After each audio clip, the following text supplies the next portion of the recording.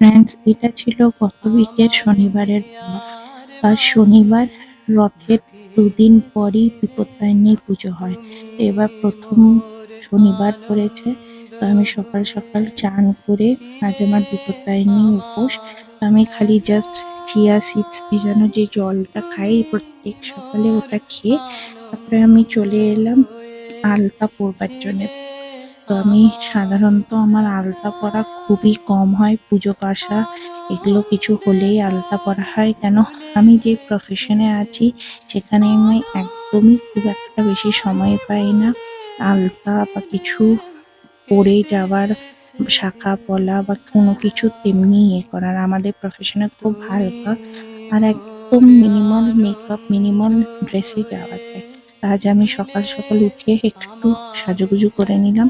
তারপরে আমার চান হয়ে গেছিল আর মা অন্য কাজে ব্যস্ত ছিল। তো আমি বললাম আমার হাতে এখনো একটু সময় আছে, তো আমি পুজোটা সেরে ফেলি। আর সেরকম আমাকে কোনো ব্রেকফাস্ট আর টিফিন বানাতে হবে না। কেন আজ আমি ছুটি নিয়েছি, খালি হাজবেন্ড যাবে অফিস, তো হাজবেন্ডের জন্য মা টিফিন আর ব্রেকফাস্ট বানিয়ে দিচ্ছে। এখানে আমি পুজো দিয়ে তারপরে আমি শাখা পলা পরে নিলাম। শাখা পলাও আমার অনেক দিন পর পরই পলা হয়, কেন আমি এত কম্পিউটার এগুলোতে কাজ করি, আমার খুব অসুবিধা হয়। তো শুনুন, তারপরে আমি রেডি হয়ে গেলাম। প্রচন্ড গরম, সেজন্য হালকা একটা মায়েরই কটন সিল্কের শাড়ি চটজলদি পরে নিলাম। তো এখানে আমার শাড়ি পরা হয়ে গেছে। আমি খুব মিনিমাল মেকআপ করেছি, কেন প্রচন্ড গরম। তো চলুন এবার বেরিয়ে পড়ছি। হাজবেন্ড অফিস যাবে, তো হাজবেন্ড বললো ওই রাস্তায় চলো, তোমাকে আর ছেলেকে আমি ছেড়ে দিই। অ্যাকচুয়ালি আমার এই বিপত্তারিণী পুজোটা আমার শ্বশুর বাড়ির পাড়াতে একজনের বাড়িতেই এই পুজোটা হয়।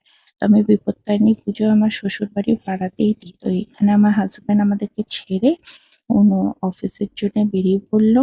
আর আমরা এবার চললাম আমার বাড়ির দিকে। তো এখানে লিফটটা কোনো হয়তো কাজ করছিল না, কিছু পাওয়ারের প্রবলেম ছিল।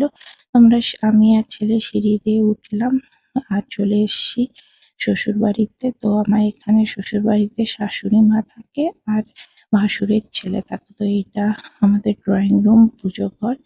তারপরে আমি দেখলাম কি শাশুড়ি এখনো রেডি হয়নি, ফ্রেশন আপ হচ্ছে, রেডি হবে। তো তা করতে আমি একটু নিজের রুমে চলে গেলাম, রুমটা ভালো করে গুছিয়ে নিলাম। গুছিয়ে টুছিয়ে আমি ওয়েট করছিলাম শাশুড়ি মায়ের জন্য কতক্ষণে রেডি হবে। তারপরে আমি একটু ব্যালকনিতে দাঁড়িয়েছিলাম, আর ওই দেখুন ওই দূরে ওটা আমাদের এখানে জেল। আর আমার ব্যালকনি থেকে আমাদের জেলটা একদম স্পষ্ট দেখা যায়। তো চলুন, শাশুড়ি রেডি হয়ে গেছে, শাশুড়ি